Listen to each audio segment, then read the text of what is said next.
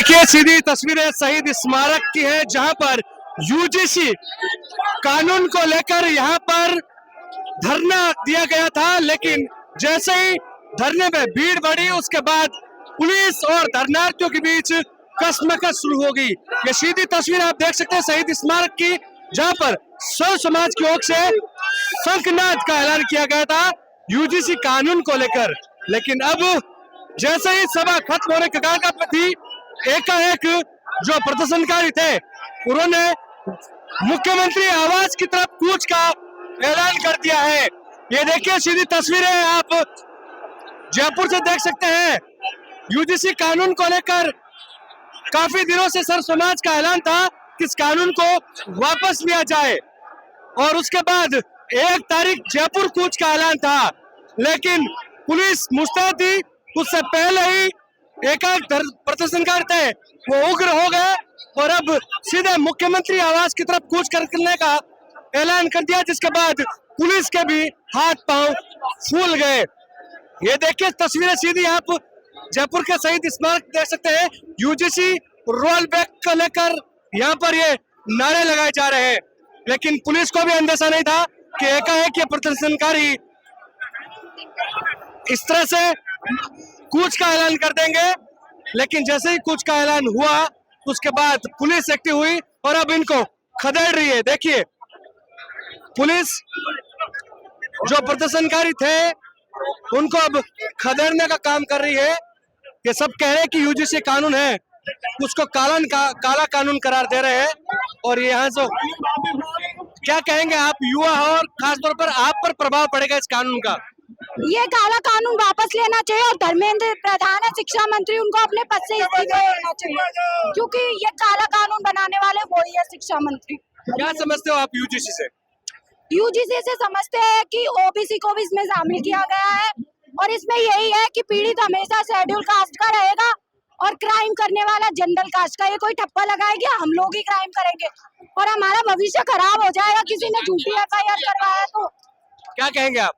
UGC को वापस लो, UGC को वापस लो, देश को जातियों में बांटने की साजिश को वापस लो।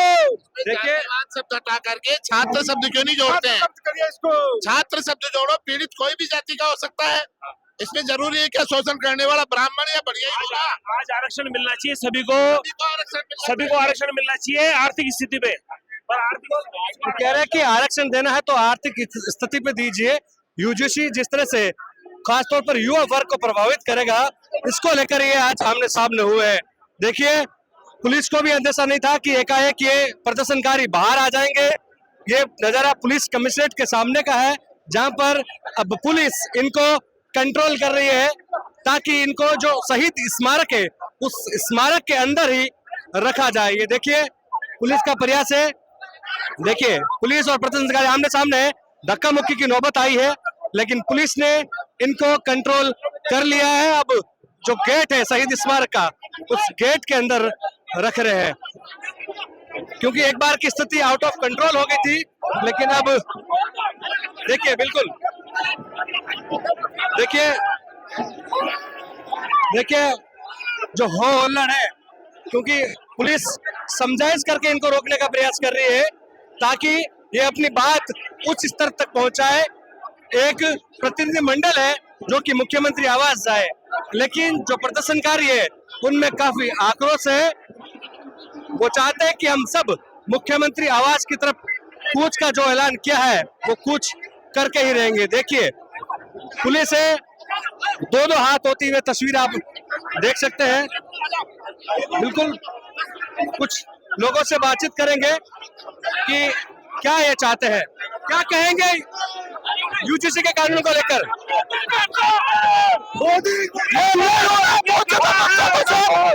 ये गलत है। देखिए यहाँ पर दो हाथ तस्वीरें देखिए कितना उग्र है, लेकिन पुलिस चाहती है कि इनको समझाइश करके रोक लिया जाए ताकि किसी तरह की कोई कानून व्यवस्था में कोई दखल ना हो, इसलिए ये समझाइश कर रहे हैं। ये देखिए तस्वीरें आप देख सकते हैं सीधी शहीद स्मारक की है, जहां पर बड़ी संख्या में प्रदेश भर के जो युवा वर्ग है वो खासतौर पर यहाँ पर उमड़ा है। सर्व समाज की बात कही गई थी और सर्व समाज के ही यहाँ पर लोग पहुंचे।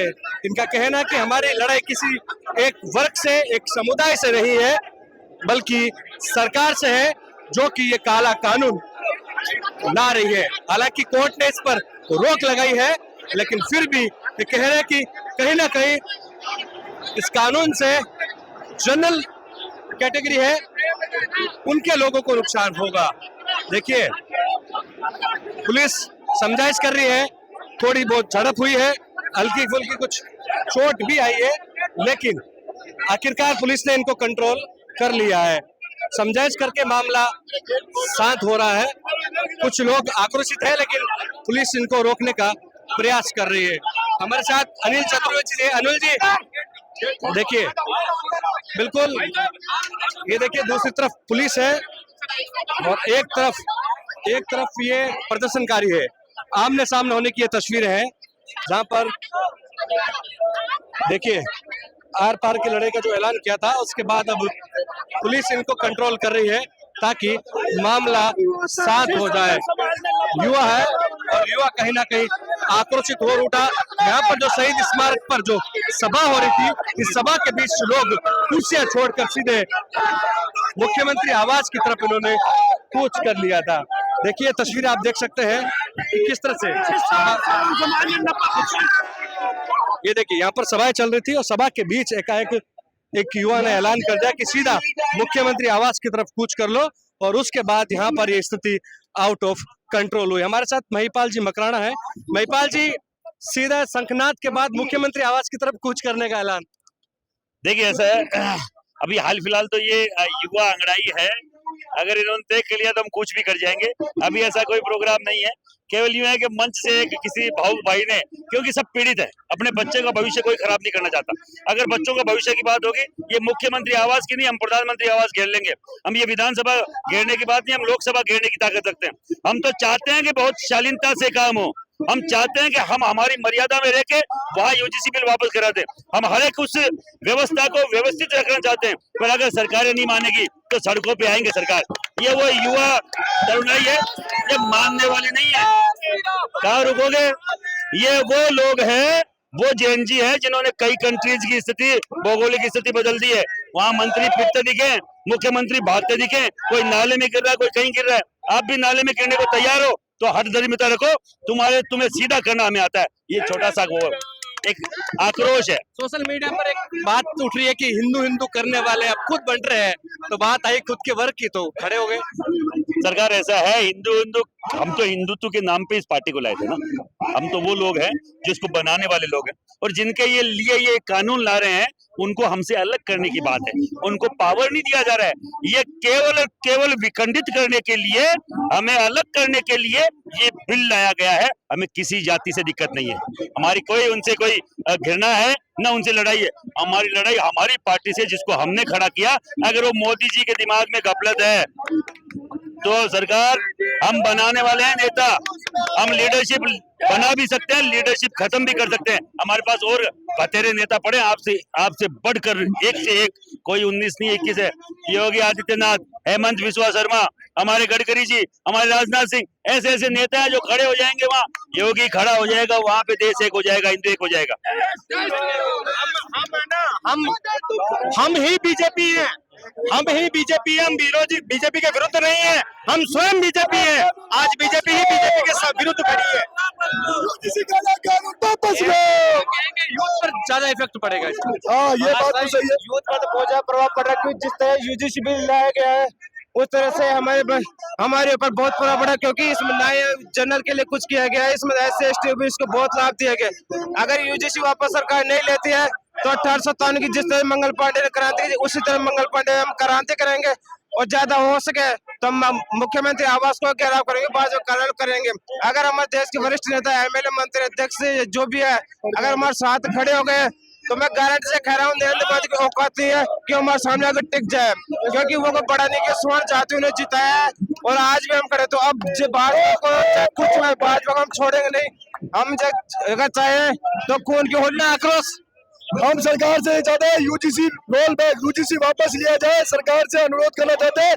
नहीं तो ये आज इतना बड़ा प्रदर्शन, इससे बड़ा प्रदर्शन हम करेंगे, सीएम साहब का आवाज का घेराव भी करेंगे, हमारे ऊपर अत्याचार हो जा रहा है। मैं आप सरकार से निवेदन करना चाहता हूँ कि यूजीसी वापस लिया जाए, बस यूजीसी वापस लेने की मांग है और उसी को लेकर जो ये आक्रोश है यहाँ पर बढ़ता जा रहा है। लेकिन आखिरकार पुलिस ने इनको कंट्रोल किया और उसके बाद अब स्थिति है वो काफी हद तक नियंत्रण में आई है। कैमरा सहयोगी मनोज के साथ विशाल शर्मा, जयपुर, राजस्थान तक।